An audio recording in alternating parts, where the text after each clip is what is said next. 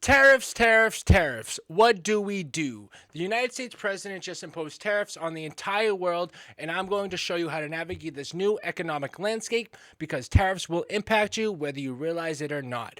This is a video that you're not going to want to miss. YOLO Crypto is an enterprise that's geared toward cryptocurrency adoption. We are in the early stages, but you want to follow us because we have big projects coming out this year. So make sure to subscribe to the channel. Now back to the video. So tariffs, what are they? Well, you've probably heard the saying, no taxation without representation, right? Well, tariffs are defined like this: a tax imposed by one country on the goods and services imported from another country to influence it, raise revenues, or protect competitive advantages. So it should be obvious here with the tariffs that were just imposed on April 2nd is how widespread the new tariffs actually are and how something like this has never been done before. If anything is going to push you in the direction of cryptocurrency, then tariffs should be it. Here's a list of some of the highest tariffs that got imposed on April 2nd.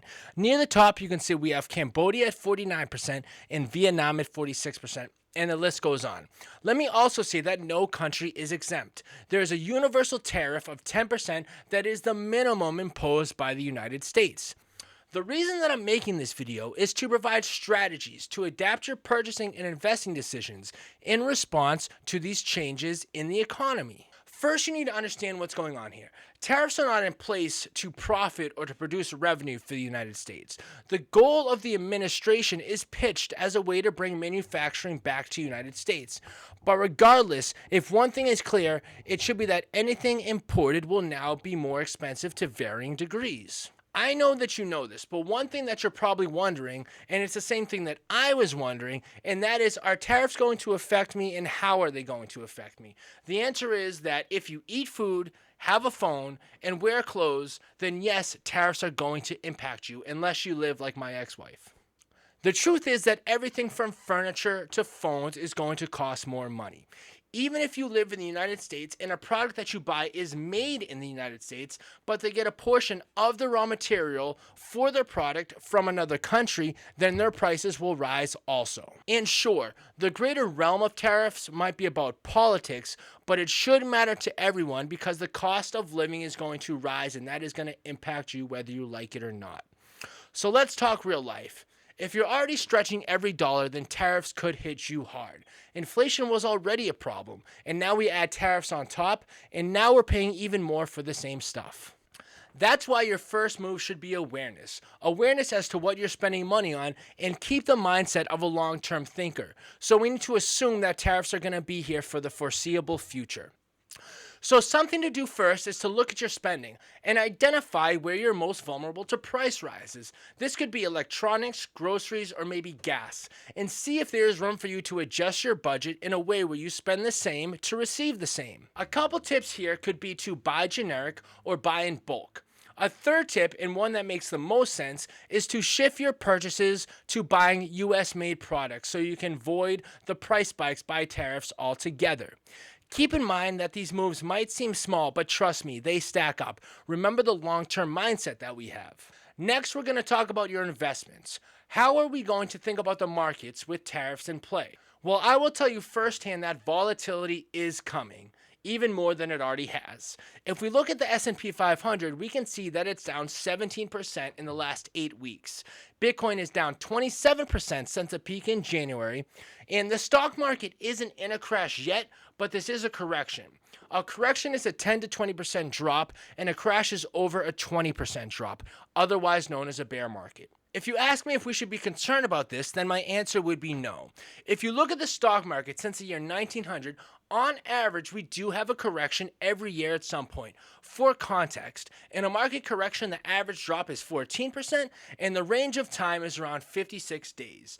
A bear market happens about once every 2 years. Lastly, I'll say that 80% of corrections do not become bear markets. Now, I want to take this opportunity to speak to you if you're not currently investing. Right now is a great time for you to be investing in the stock market or cryptocurrency. But let me guess that the only time you notice the stock market in crypto is when asset prices are high and things are going well, right? But instead, You should be thinking, wow, look how much of a discount I can purchase these assets for. Because something that you might know, but probably don't fully comprehend, is that these falling asset prices will always come back to where they were and then continue to above and beyond where they were. And every single bear market in the history of the United States has led to a bull market. And that's 200 plus years, by the way. Follow this channel to learn more about where to put your money during uncertain times. If you are already investing, then thank you for your patience. In every video, I try to get new people investing because it truly is the only way to become really wealthy. But regardless, if you start now or if you are already an experienced investor, then now more than ever, it's important to diversify your portfolio. You're thinking, oh, diversify, oh my God, all these big words. I'm just saying to not put all your money into one asset, and I'm also referring to things other than cryptocurrency. However, if you are someone that purchases just Bitcoin and only Bitcoin and no other stocks or crypto, then I'm not going to say that that's a bad thing. But for all intensive purposes, everyone should have their money spread around at least a little bit. Because of where technology is going, I see that as the biggest opportunity ever. And cryptocurrency and blockchain technology is certainly included in that. So crypto and tech stocks is what I would recommend to you. To combat tariffs themselves, taking a look at domestic-focused companies might benefit you. These are companies that don't rely on imports at all. Think about construction companies, maybe infrastructure, or even local agriculture.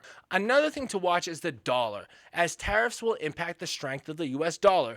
Gold and crypto are often used as a hedge against inflation, but I'm only in crypto because of the much greater potential for upside. Lastly, you don't want to panic. Tariffs cause a lot of noise, right? But long-term wealth comes from staying consistent and thinking long-term. So what day-to-day strategies can you use right now? Well, let's talk about big purchases, right? Say you are planning on buying a new laptop. Well, you might just want to grab that off the shelf before the full price rise hits.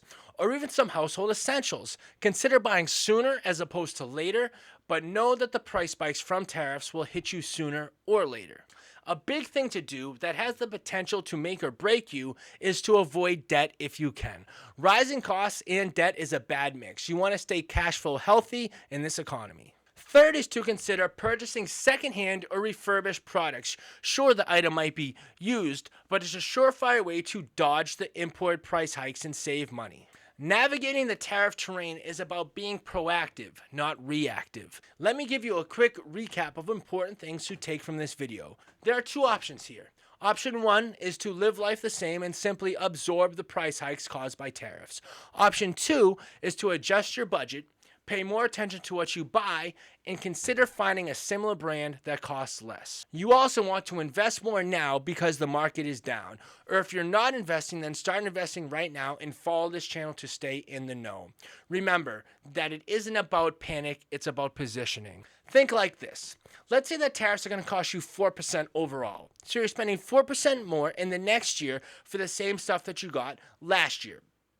So let's say it costs you $20,000 to live. So that's what you spend every year to live your life. After the 4% increase, you're spending $20,800. So you're spending $800 more for the same stuff. Now you probably think, well, $800, that's not that bad, right? And the truth is that $800 is not that bad through the course of a year. But I want you to think in terms like this. Sure, tariffs are going to cost you 4%. But what about currency debasement? And this is when the Fed adds money to the balance sheet at their discretion. And this happens just about every 4 or 5 years on average. And that makes your money go less far, and that's going to cost you about 8%. Then, what about your interest on debt? Say you're not paying your bills correctly and focusing on investments instead of paying off your credit card. Say that costs you an extra 3% per year. Then, what about investing itself? If you're an average person and you're investing but not really proactive about it and you're getting 6% less than what you could be getting with not that much more time or effort, I'm not talking about being the best investor. I'm talking about being someone above average by following recommendations from someone who actually does it. So what do those things add up to? It's 21%. So based on your $20,000 a year spending average, that's now an extra $4,200, making your yearly cost $24,200. Now the reason I bring this up is to explain the cost that average people suffer because they don't pay closer attention to the economy around them. A way to get around this is to follow this channel, because this is what I do. I put all my effort into these videos to show my audience how to save money, invest wisely, and become wealthy over time. So make sure that you subscribe to this channel and hit the like button, but only if you learned something from this video. I'll see you next time. Thanks for watching.